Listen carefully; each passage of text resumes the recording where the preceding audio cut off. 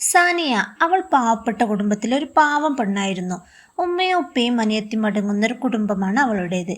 സാനിയക്ക് 18 വയസ്സായതോടുകൂടെ വീടും പറമ്പും വിറ്റു കല്യാണം അനസുമായി നടന്നു. സന്തോഷത്തോടെയാണ് അവൾ അനസിന്റെ വീട് കയറുന്നത്. പക്ഷേ അവളുടെ ജീവിതം കഷ്ടപ്പാട് അന്ന് തുടങ്ങിയായിരുന്നു. കുറേ കഷ്ടപ്പെട്ടു അവൾ അവിടെ നിന്നു. നാത്തൂൻ പോര്, അമ്മായിമ്മ പോര് എല്ലാം സഹിച്ചു അവൾ അവിടെ നിന്നു. വീട്ടിലെ പണികൾ എല്ലാം അവൾ ഒറ്റക്കായിരുന്നു ചെയ്യാറുള്ളത്. പാവം പെണ്ണ്. എന്നാലും അവൾക്ക് കൂട്ട് അനസുണ്ടായിരുന്നു. പക്ഷേ ഒന്നിൽ അവൾ പരാജയപ്പെട്ടു. അനസ് ബെഡ്റൂമിൽ എത്തിയാൽ അവന് അവളെ വേണ്ട. അവൻ തിരിഞ്ഞു കിടക്കും. ദാമ്പത്യ സുഖം എന്താണെന്ന് പോലും അറിയാതെ അവൾ വർഷങ്ങൾ 10 കഴിഞ്ഞു. അതിൻ്റെ ഇടയിൽ അനസിൻ്റെ സ്വഭാവത്തിലേക്ക് വല്ലാത്തൊരു മാറ്റം വന്നിട്ടുണ്ട്. അവൻ അവളോട് എപ്പോഴും ദേഷ്യത്തിലാണ് സംസാരിക്കുക. അതിന് കാരണം അവന് വേറെ ഏതോ ഒരു പെണ്ണുമായി അടുപ്പത്തിലായിട്ട് കുറേയായി. പിന്നീട് സാനിയോട് മിണ്ടാതെയായി തുടങ്ങി.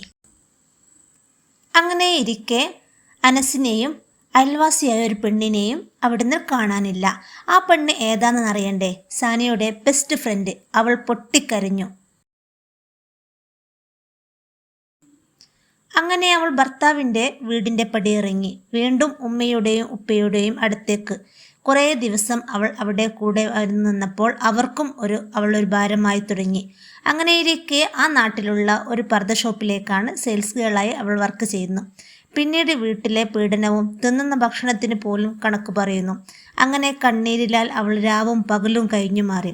ഒരു ദിവസം പർദ്ദ ഷോപ്പിലേക്ക് ഒരു 45 വയസ്സുള്ള ഒരു ചെറുപ്പക്കാരൻ ഷോപ്പിലേക്ക് കയറി വരുന്നുണ്ട്.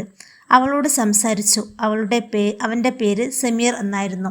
സമീർ അവൻ്റെ ബിസിനസ് ആവശ്യത്തിലേക്ക് വേണ്ടി തമിഴ്നാട്ടിലേക്ക് വന്നതായിരുന്നു. അങ്ങനെയിരിക്കെയാണ് അവൻ്റെ ഫ്രണ്ട് സാനിയെക്കുറിച്ച് പറയാനിടയായത്. അങ്ങനെയാണ് സമീർ സാനിയെ കാണുന്നതും സംസാരിക്കുന്നതും. സമീറിന് ഭാര്യയും 2 മക്കളും ഉണ്ട്. പക്ഷേ അവൻ ഭാര്യയുമായി നല്ല സുഖമുള്ള ജീവിതത്തിലല്ല. എപ്പോഴും വഴക്കാണ്. പിന്നീട് അവൻ സാനിയെ ഫോൺ ചെയ്യാൻ തുടങ്ങി. പിന്നീട് ഡെയിലി ഫോൺ ചെയ്യാൻ മെസ്സേജുകൾ അയച്ചു തുടങ്ങി. അവർ അടുത്തു. അങ്ങനെ ഇരിക്കെ അനസ് അവളോട് ചോദിച്ചു, ഞാൻ നിന്നെ നിക്കാഹ് ചെയ്തോട്ടെ? സാനിയ വിസമ്മതിച്ചു. അത് പറ്റൂല. നിനക്കൊരു ഫാമിലിയുണ്ട്, നിനക്ക് മക്കളുണ്ട്, നമുക്ക് ഇങ്ങനെ ഫ്രണ്ട്ഷിപ്പായി പോകാം. പക്ഷേ ആ ഒരു ബന്ധത്തിന് അനസിന് ഇഷ്ടമല്ല. കല്യാണം കഴിക്കണം, എൻ്റെ പെണ്ണാവണം എന്നാണ് അവൻ്റെ തീരുമാനം. അതും ആദ്യ ഭാര്യ മക്കൾ അറിയാതെ കല്യാണം കഴിക്കണം. അവസാനം സാനിയ സമ്മതിക്കേണ്ടി വന്നു. അവളുടെ ഉപ്പയുടെയും ഉമ്മയെയും കണ്ട് അവൻ സംസാരിച്ചു. നിക്കാഹ് ഡേറ്റ് ഫിക്സാക്കി. അനസിന് ഭാര്യയും 2 മക്കളുമുള്ള വിവരം സാനിയയുടെ വീട്ടുകാർക്കറിയില്ല. അത് അവർ ഒളിപ്പിച്ചു വെച്ചു. സാനിയക്ക് മാത്രമേ അറിയുന്നുള്ളൂ. അങ്ങനെ ഡേറ്റ് ഫിക്സാക്കി. അന്ന് തന്നെ അവരുടെ നിക്കാഹ് കഴിഞ്ഞു. അന്ന് രാത്രി തന്നെ അവർ ട്രെയിൻ കയറി കോഴിക്കോട് എത്തിയിട്ടുണ്ട്. അനസിൻ്റെ വീട്ടിൽ നിന്ന് 35 കിലോമീറ്റർ ദൂരെയുള്ള ഒരു വാടക വീട്ടിലായിരുന്നു അവളെ താമസിപ്പിച്ചിരുന്നത്. ഇതൊന്നും ആദ്യ ഭാര്യ അറിഞ്ഞില്ല. അങ്ങനെ നാളുകൾ കഴിഞ്ഞു. ഇടയ്ക്കിടെ അനസ് വരും പോവും. 1 മണിക്കൂർ മാത്രമേ അവൻക്ക് സാനിയുമായിട്ട് അവിടെ നിൽക്കാൻ കഴിഞ്ഞുള്ളൂ. അവൾക്ക് വേണ്ട ചിലവുകളെല്ലാം അവൻ ചെയ്തു കൊടുക്കും. ഭക്ഷണം, വസ്ത്രം എല്ലാം ചെയ്തു കൊടുക്കും. ഒരു രാത്രി പോലും അവളുടെ കൂടെ കിടക്കാൻ അവൻക്ക് കഴിഞ്ഞില്ല. പിന്നെ ആദ്യ ഭാര്യയ്ക്ക് സ്വഭാവത്തിലേക്ക് മാറ്റം വന്നു തുടങ്ങി. അനസിനെ നല്ലോണം സ്നേഹിക്കാൻ തുടങ്ങി. വഴക്കൊന്നുമില്ല. അനസ് എവിടെ പോകുമ്പോഴും അവൾ ഫോൺ ചെയ്യും.